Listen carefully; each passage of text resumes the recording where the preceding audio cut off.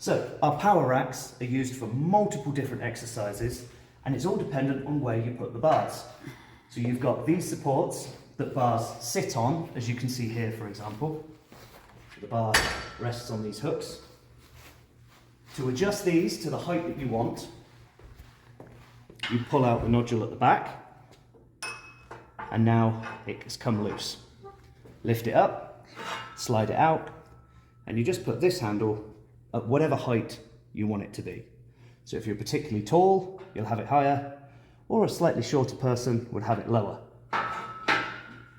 Slide it in, let it drop into place, and then use the pin to secure it. Two varieties of safety bracket. We've got the standard bar, and we've also got the adjustable hoist.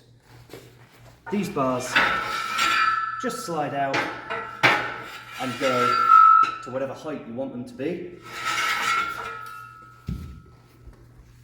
These bars are a little more secure. Again, similar process. Take the pin out from the back, and you can now tilt it up. Slide it out, put it to whatever height you want it to be, while vertical. Place it in,